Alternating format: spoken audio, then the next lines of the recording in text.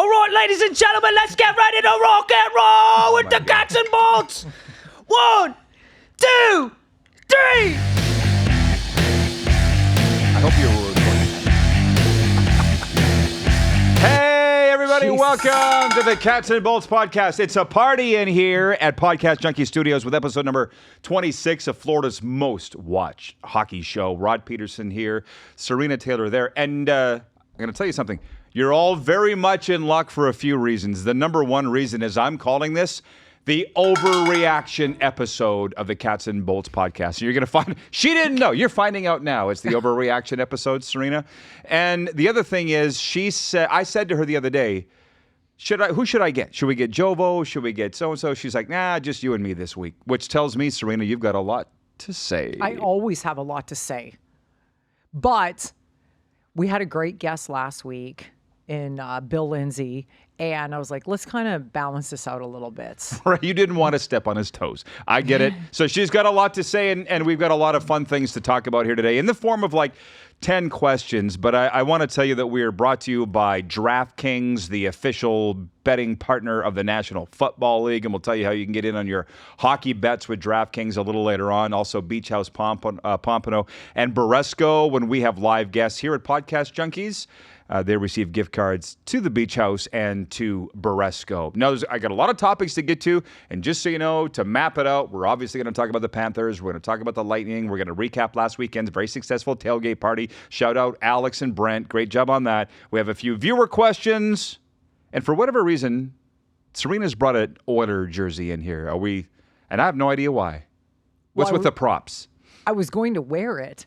But the air conditioning's not working. I'll put it on. I will put it on. Okay. You know what? Yeah. When we get to the orders, you can bring it up. I'll probably put it on before. And I also want to say, just to whomever, I've realized now that nobody really goes by their real names anymore. So all the people that have the cute little handles like Bure1096 or Alexander Barkov fan page or Florida Panthers fan, from the bottom of my heart, and I'll speak for Sarina in saying, thank you for embracing this show and taking it for real.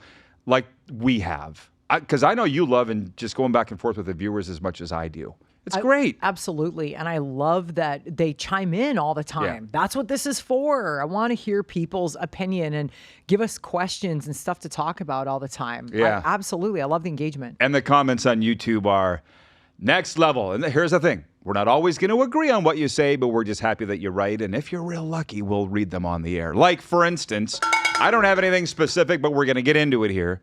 Point one of what will likely be our 10, Sarina. The Panthers opened this week on a 2-game losing streak, and those losses are 4-0 at Carolina last Thursday, and then 5-3 here in the Battle of Florida against the Tampa Bay Lightning on Saturday. I literally had to close my phone and just back off. I mean, it's one thing with your Oilers and their fans. I don't even listen to them. Here, I try to engage with the fans. I say it. It's irrational. It's irrational. I don't understand what they're so worried about. The 2 losses has them shit-talking players individually. Paul Maurice doesn't know what he's doing. Like, literally going off the deep end over 2 losses. And it bothers me a little bit. Have you seen any of that reaction? Or how do you just feel yourself about the 2-game losing streak entering the week? Well, I think in the past, when you lose two games in a row to division rivals at this time of the year, it's a big deal. But I don't really think the Panthers have to worry about that specifically right now. I feel like what gets out in the media specifically is what everybody latches onto. Yeah, for sure. It's the whole, just like we heard from several people saying like, oh, if we would have been healthy, we would have beat Vegas last year. No, you wouldn't have. You would have not. But it's what they latch onto. So my question is, why is everybody so upset about losing to Carolina? There were so many games that the Panthers played even worse that they won. It's like, you got to look at the big picture, people. You got to look at the big picture. If you're playing like garbage and you're winning hockey games, it matters at the end of the day. But ultimately, if you're playing like garbage and you head into the Stanley Cup playoffs, it doesn't matter. You have to play well. You're not going to continually win if you're playing like shit. And I personally feel like the last couple of months that the Panthers have not been playing as good as they did the first few months of the season. That's a fact. But where we are right now, 15 to 20 games left, this is where they should be fine-tuning. And I get they're not playing great, but let's just walk it back a little bit.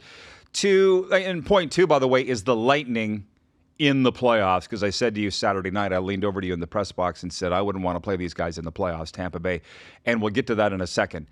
But that game Saturday, the Battle of Florida here,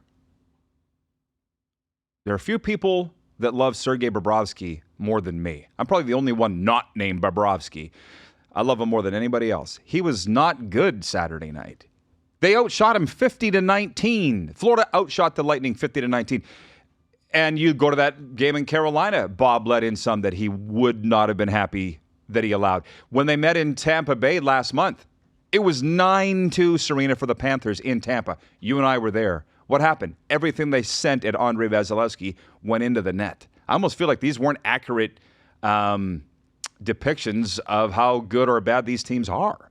100%. I think that we all know that Bobrovsky is either here or he's here.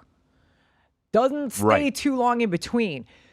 I don't think the Panthers, though, have anything to worry about. I think that we haven't seen the basement Bobrovsky that we've seen in the past. I don't think that's what's happening the last couple of games. I really don't.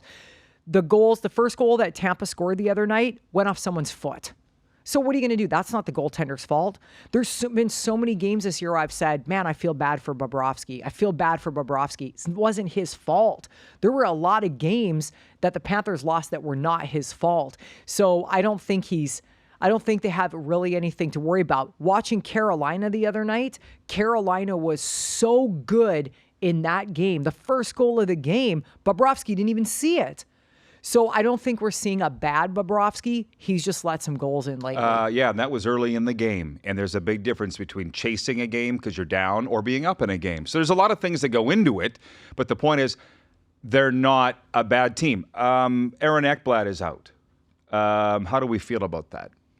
Ekblad's one of those things where I think it's going to be interesting to see. I don't think it's going to hurt them as much as we thought. He's the guy that he'll randomly be +3 in a game for some reason, and then he makes mistakes.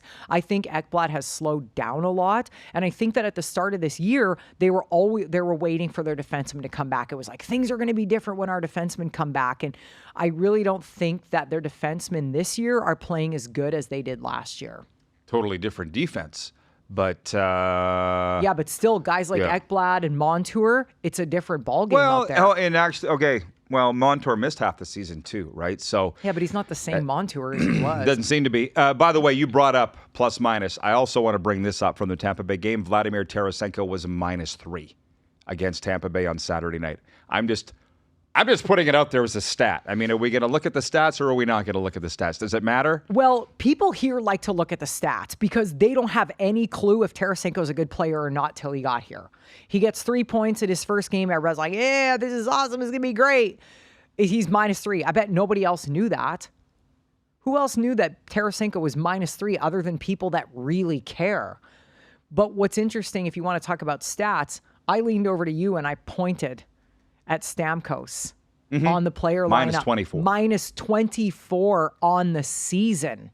-24 on the season. Worst on the team. Terrible.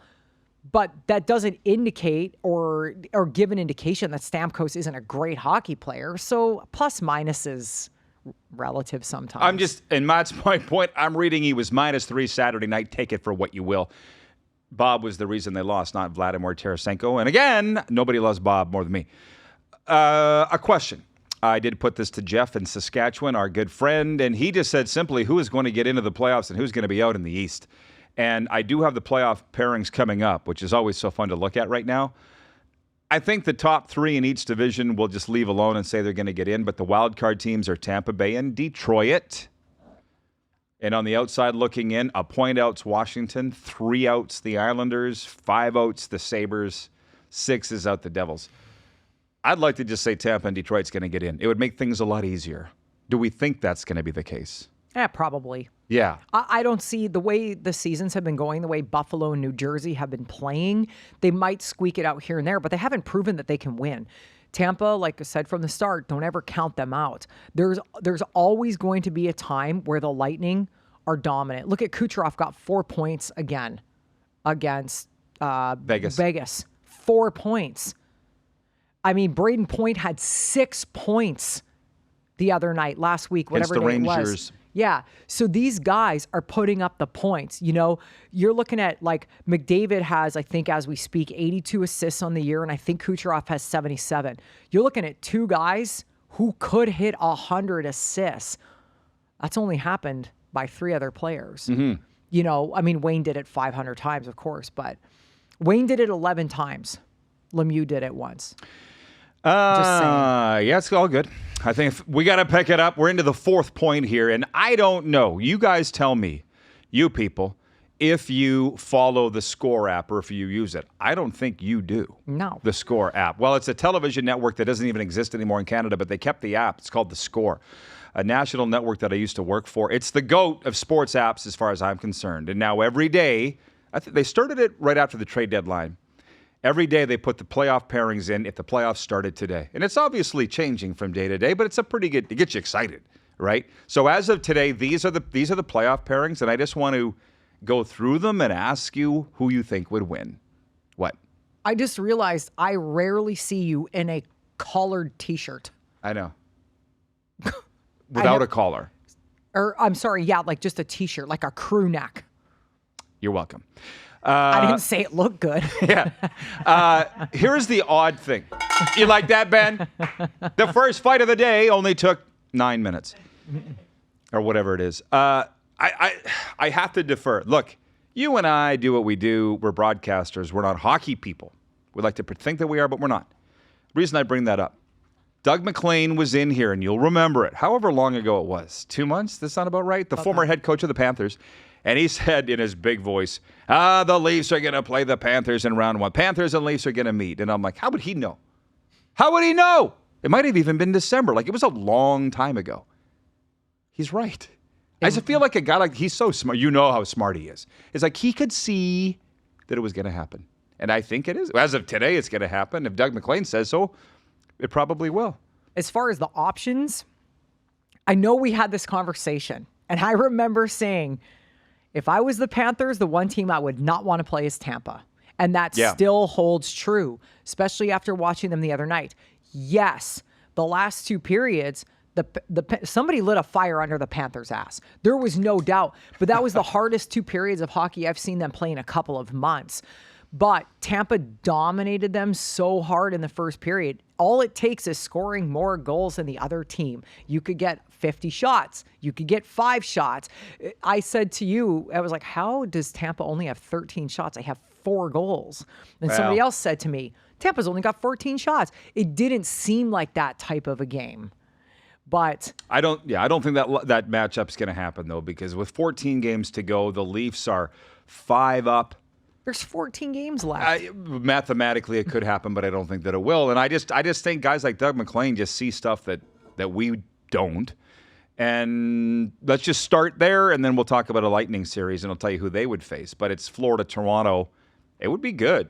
It would be a great series. It would be a great series. Last year, Toronto was cocky. This year, the Panthers are cocky. Mm-hmm. Different attitude. Oh, yeah. I don't know if we're ready for that conversation yet. It is a different Florida team. Maybe we'll wind up with that. I'm with you. I don't think Toronto was cocky. I mean, I was there. They were nervous. I'm not sure they're over that. Sure, but they were pulling the whole "we want Florida" thing. But that's the fans. That's not the team. There's a big difference.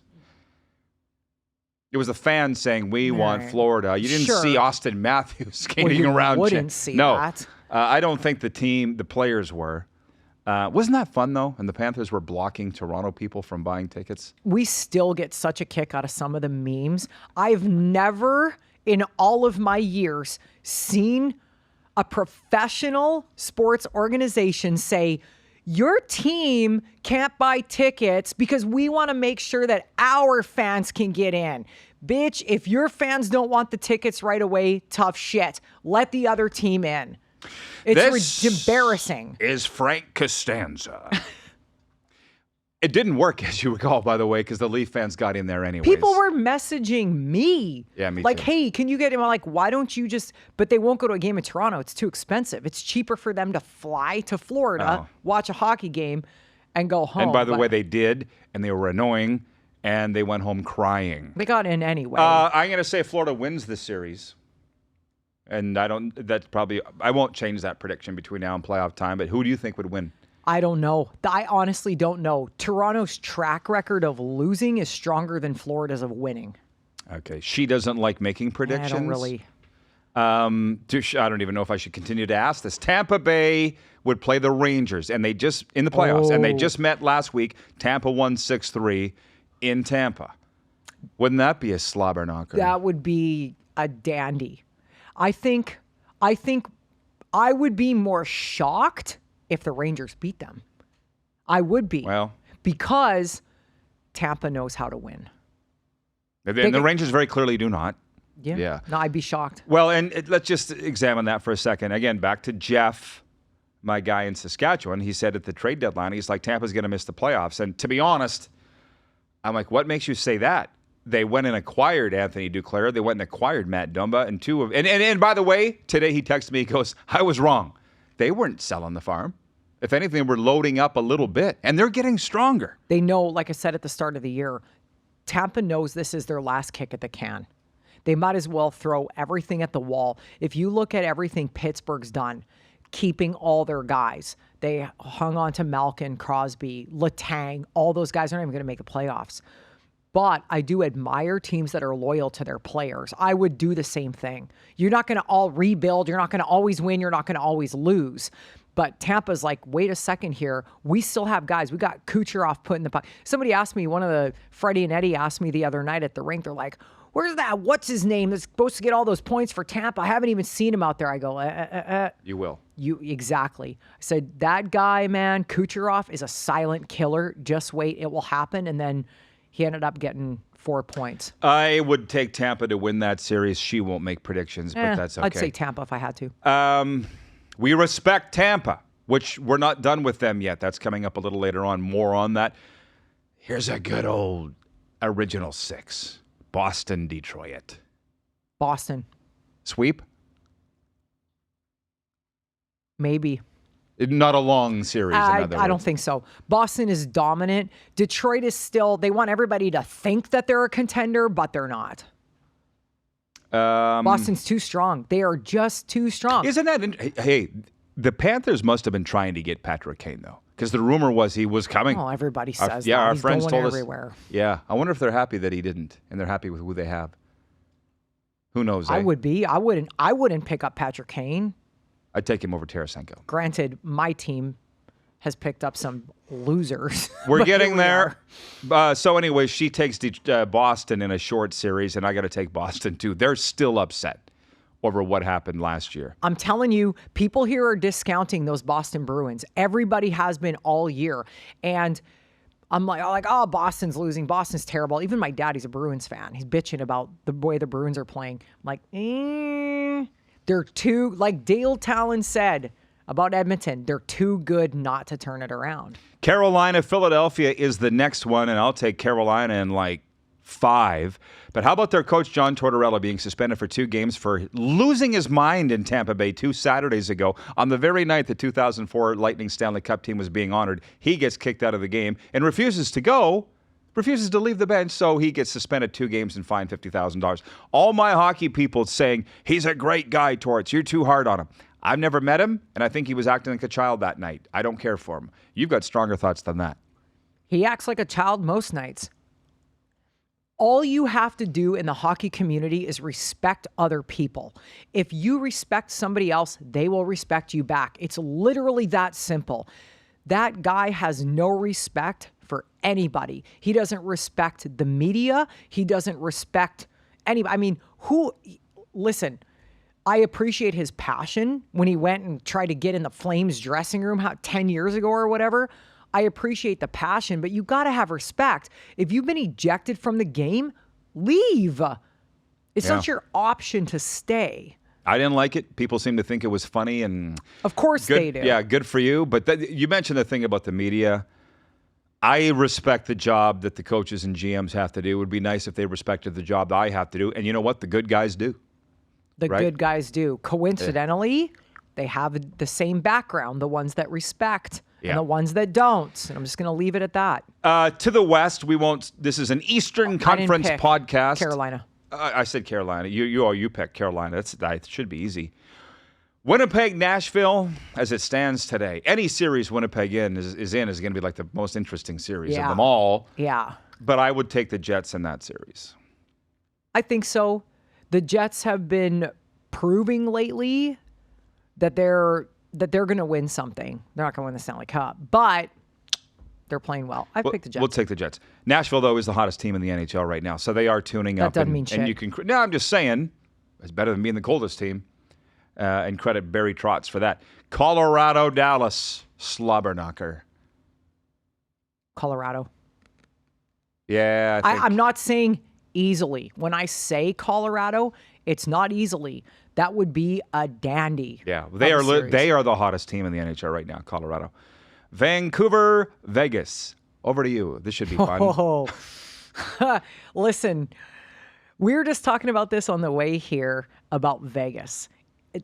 If I think you can't count out Tampa, you cannot count out Vegas. You absolutely cannot count out Vegas. I think Vegas would beat Vancouver. Not saying easily, but just Vegas is just so talented. I got Vegas to win that series too. And Edmonton versus the LA Kings. It feels like they play every year, and the Oilers win every year. This is just another one. Edmonton will win. Yeah, Edmonton's there's definitely one thing about every time they play the Kings give them trouble. There's no question the Kings give them trouble, but Edmonton they're on another level this year. I just think that they'll beat the Kings. I feel like they say that every year, but and then they get into the playoffs and choke. To be fair, they don't choke. They've lost the last 2 seasons to the Stanley Cup champion. The 2 teams that won the Stanley Cup the last 2 years beat the Oilers out in the playoffs were by far the best teams in the NHL when they won the Stanley Cup. And so I don't think the Oilers choked, but each year they've gotten better. And with Paul Coffey coming in, Edmonton's defense for the first time in a long time isn't as much of a concern as it has been in the past. No question about that. So those are all the playoff first-round meetings. I want to tell you that we are brought to you by DraftKings, the official sports betting partner of the NFL. The crown is yours, and they are introducing the new No Sweat Bet. For new customers, up to $1,000, get a bonus bet back in the amount of your original wager if your first one doesn't hit. You got to use the promo code THPN. That's the Hockey Podcast Network.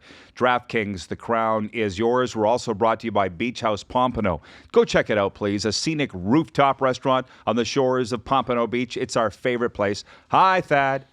And Beresco, a tropical outpost right across the street, serving only the freshest tacos and lush jungle vibes, located at 225 North Pompano Beach Boulevard. Thank you, DraftKings, Beach House Pompano, and Beresco for keeping us on the air every week.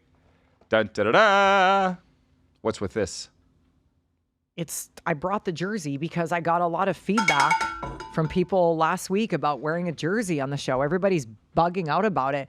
So I was like, you know what? Although I got my tie down stuck in my shorts. Poking your ass? Yeah. Well, I tell you what, I have an orange Oilers jersey in Canada. I almost said at home, with 99 Gretzky on it. So the next time I go back, maybe a month from now, I'll pick it up and bring it back here. I'm just not a jersey guy. You don't see me in jerseys. I do own them, and I'd like to wear them. I just don't for whatever reason. But I'll tell you what, if I was to buy one, it would be the Panthers baby blue. And if I had known they were only going to have them for 1 year, I would have bought one for sure. Yeah. Those things are so beautiful. They were really popular. You see a lot of Panthers fans wearing Still those wear everywhere. Yeah. I also saw some fakes on the concourse too. Friends don't let friends wear fake, inauthentic NHL jerseys. What do you mean can fake? See it from China. It's like $20. Oh. Not authentic. This is not fake. This one was costly. What? How much? This one was, what's that run you? This one, well, when I was visiting a couple of years ago, we had a 40% off coupon at Sport Check. For those of you who don't know, it's like the mecca of sports stuff in Canada. And I think it was like $275, and then with 40% off? With plus 40% off, plus the magnificent exchange rate that I get when I go up there. Oy vey. Yeah. Well, if anybody wants to donate a baby blue Panthers jersey to the Cats and Bolts podcast, we certainly wouldn't say no. There is one in the Game Worn store but I don't feel like dropping $2,000 on it. I have 0.5 written deadline acquisitions, and we are, I like to call this show NHL Hockey with a Florida twist, but we've kind of talked about Vladimir Tarasenko already. I don't think Kalak Pozo. Well, he's played one game, but he didn't play Saturday night. There's that, and we talked about Duclair to Tampa and Matt Dumba as well. What about all the acquisitions around the NHL? Carolina's really lighting it up with Evgeny Kuznetsov. That jumps to my mind as a real good trade deadline acquisition. What? Well, Kuznetsov's got some fresh legs. Yeah. I mean, let's be honest. He was off for a month, which is good. It's good. He was in the needed player it. assistance program, Yeah. for those that don't know. But that's amazing. He came back and he got right back to business. And I think it was very eye-opening for him, and I'm glad to see that he's back on track. I think that the Panthers made some trades. If I had to guess, if I was Bill Zito, I'd be like, I'm going to make some trades in case somebody gets hurt, but it's not going to be earth-shattering stuff that I'm going to sell out the farm for it. As far as in Tampa, I think Duclair is a great addition.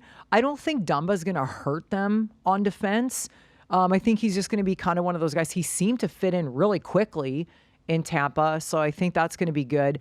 Some of the, like Sam Carrick for Edmonton, I was shocked. He's been getting in fights. He's been doing all those kinds of things. I'm just trying to think off the top of my head who else went somewhere that I could think of. I don't think anything has really been like, whoa. Hurdle's hurt. Hasn't played in Vegas.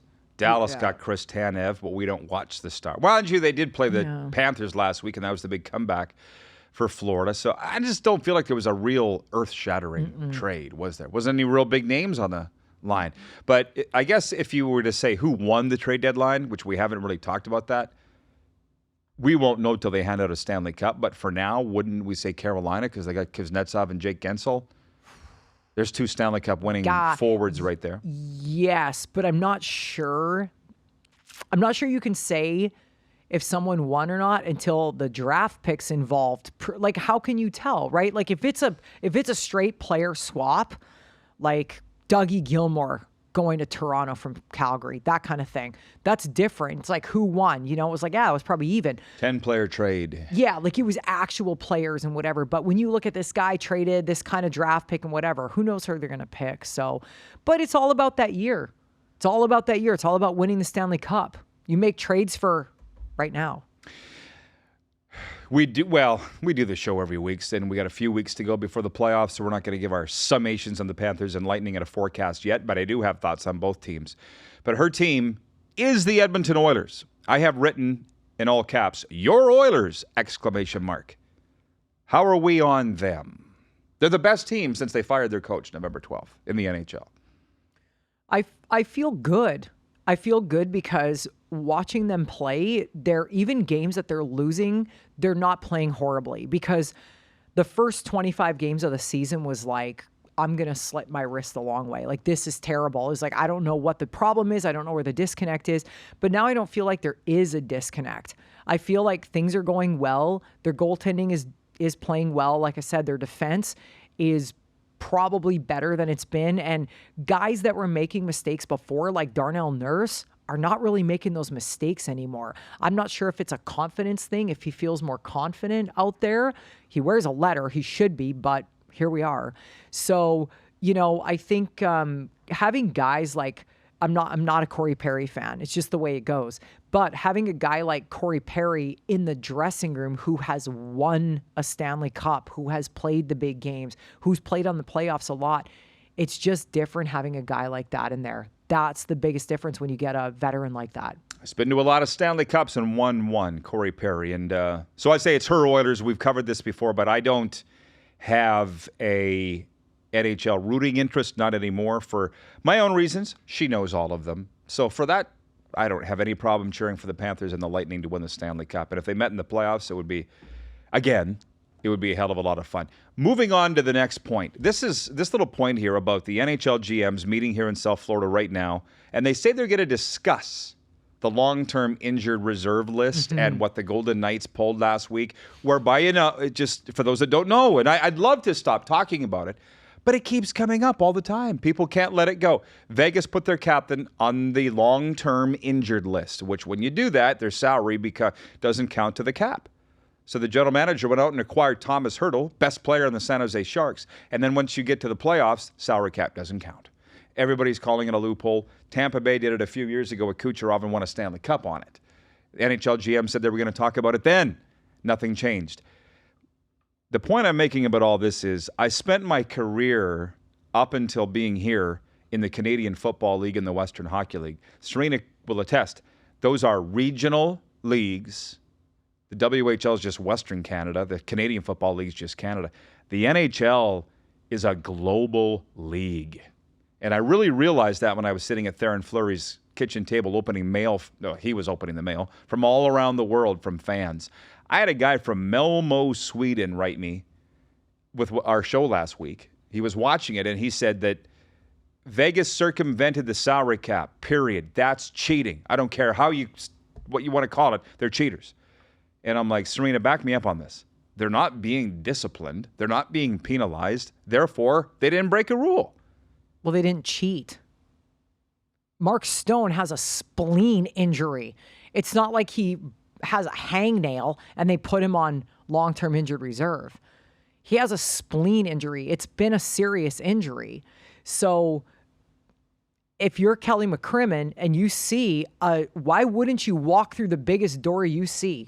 No, I'm going to try to crawl through. I haven't heard one actual hockey person, anybody who's worth a grain of salt in hockey, complaining that Kelly McCrimmon did anything wrong.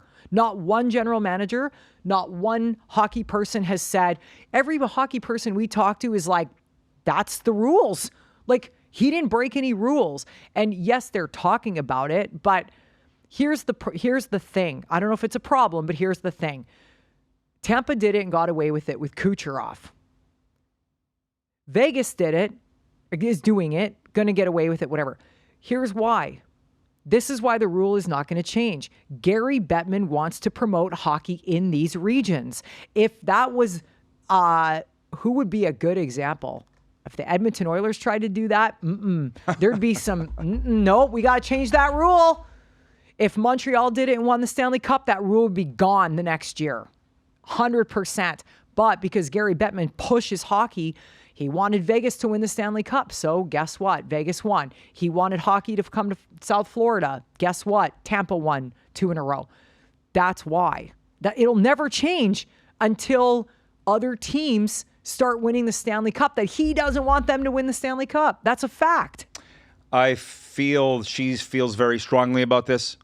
I'm not sure I agree, but I'm not prepared to say she's wrong either. But hey, listen. What? It's my opinion. I just said it's a fact. It's my opinion. Not everybody's going to agree with that. I completely understand that. Just like people view this as cheating. That's fine. That's their opinion. That's how they see things. You can't argue with someone that sees things. Yeah. But again, I've lived on this side of the 49th parallel a lot longer than you have and been in 2 warm hockey markets. It's a completely different attitude toward the teams here than it is toward the teams in Canada. That is a fact. There's evidence that would support her claim. The fact that there's been no Canadian team win the Stanley Cup since Gary Bettman was the commissioner would support that. I understand that. But, yeah, willing to. I'd like to think we live in a world where the commissioner doesn't play favorites. That's not true. There is no. What? Play favorites. I mean, look at, like I said, yeah. How many times have we talked about the fact that there's been 2 All-Star games here before there was one in Toronto? Seriously? I'm switching the points around here. I just want to say this. I keep looking at that Tampa Bay logo over my shoulder. John Cooper has never not won Coach of the Year in the NHL, he's never been a finalist. Do you remember going into the year? Everybody was so worried what they were going to do without Vasilevsky in goal. And not only were they above 500 team until he came back late November, but here they are in a playoff spot. Made a few minor tweaks. He blew out their whole third line. Remember how Blake Dodge was all worried about the changes they'd made? And here they came in here and kind of whipped the Panthers' ass on Saturday night. John Cooper's got to get at least some consideration as Coach of the Year, doesn't he? Well, this year, I don't necessarily agree with that. If I could say realistically who are the top 5 coaches in the NHL, John Cooper would be up there. But I don't necessarily feel that. I mean, Tampa's still fighting for a playoff spot. And we're talking about John Cooper maybe being the Coach of the Year. Nah. the general manager put the players on the ice. That's a whole nother conversation.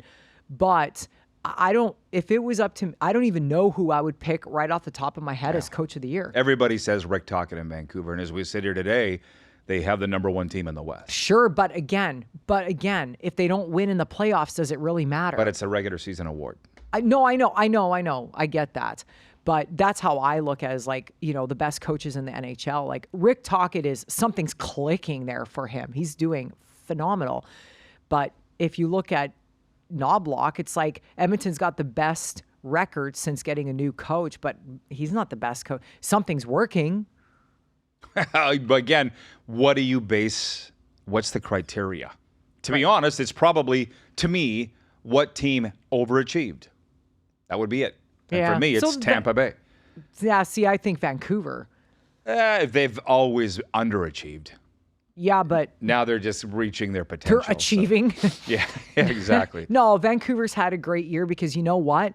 They've never really laid off the gas. There hasn't been one time, and it pains me, obviously, to admit this, but there hasn't been one time where everyone's like, oh, maybe Vancouver's not the team we thought they were. To me, that happens with the Leafs every year. Oh, the Leafs aren't as good as everybody thinks they are. Same thing with Winnipeg. I really don't feel like that's happened in Vancouver. We only have 2 points to go. We got to go because Ben's got a date. We got to get out of here. This guy. I jumped out of order. We were talking about the long-term injured reserve talk for the GMs in their meetings. They are meeting somewhere around here in South Florida. Usually it's in Boca, I think. Beach. Is it in Palm Beach? Yeah. Is that where they are? They're talking about rule changes. And before I don't assume you've read what they're talking about. Mm-hmm. Yeah, the 3-on-3. Yeah. As one of them. There's 3 points. Okay, well, clearly you're up on this more than I thought you were. So you go ahead. What do you think about what they're discussing? Tell our viewers, please, what you've read. They're talking about whether or not the 3-on-3 overtime is a good idea. And they're just discussing it because that's what they do. They talk about, maybe things that could potentially be changed for the better, whatever. But I think that everything that they've seen with the amount of wins from the 3-on-3, from what I understand, is why they're planning on not making changes. They're happy with, because now it's been a few years that they can take the stats and see if things are going well for it, if it's going to work.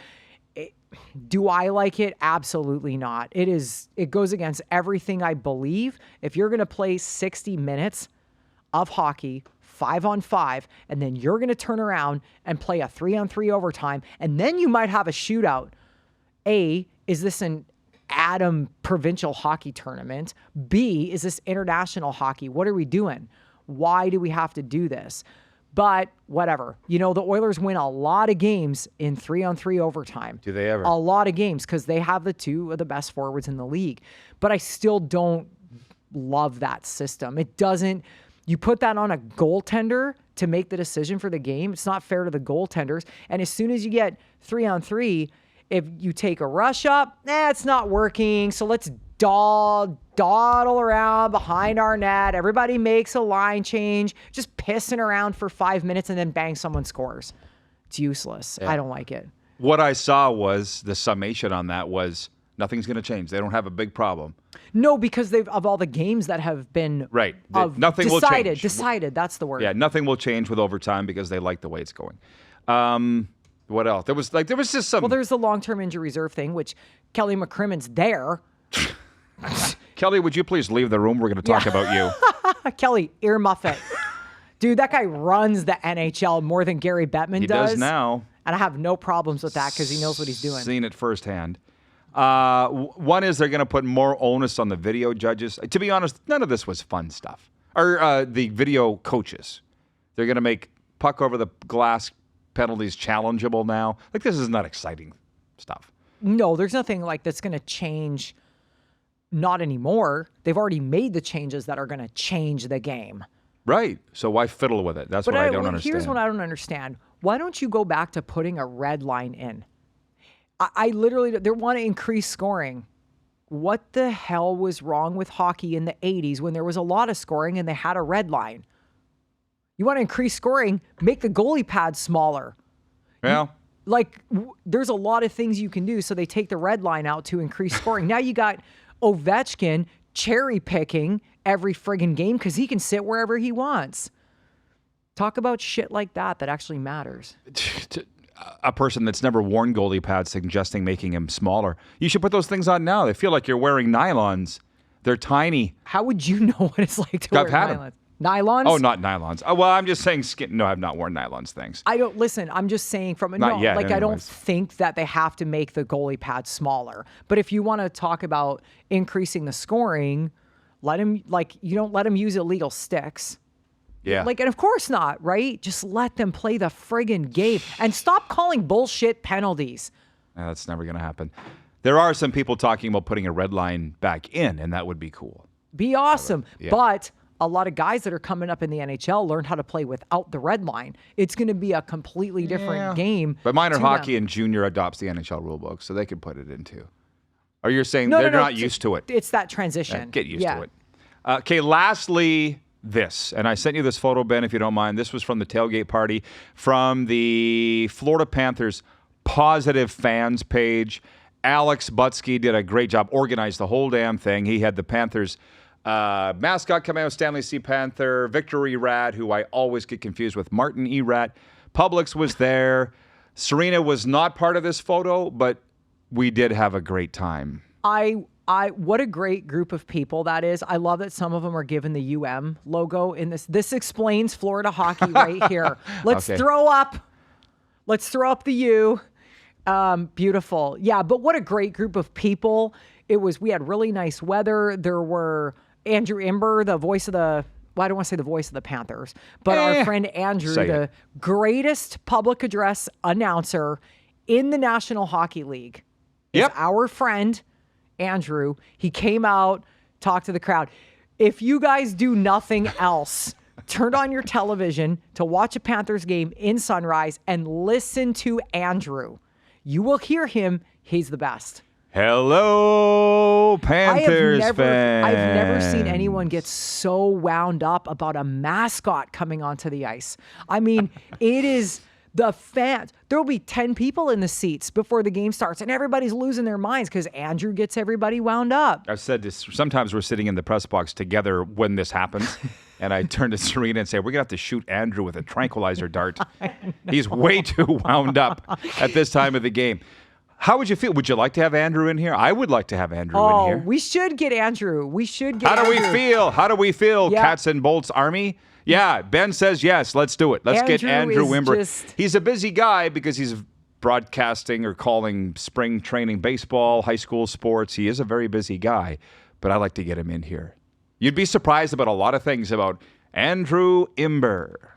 He's the best. He's literally, he'll light it up and we'll just be cracking up. Like, yeah, he's Andrew really must funny. have had some caffeine today. Let's get it going. Hello, Panthers fans. Okay, so that's it. Great job, guys. Great job, Ben and Christian, and thank you, everybody. Next week, we'll probably have a Panthers alum. We found out that Brad Richards lives in the area.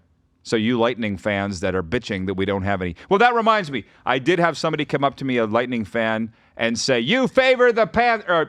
It was a Panthers fan who said, you favor the Lightning too much on your show. I'm like, bro, how could you possibly say that? I wear Panthers stuff almost every day on this show and on my television show, but I don't favor one over the other. One guy that we bought in Tampa, we paid a lot of money for a guy with a straw out of his hat. But I'm very happy that we did buy it. But yes, he's beautiful. We try to keep it even, all right? There's no favoritism going on here. We'll see you next week here from Podcast Junkie Studios on the Cats and Bolts podcast.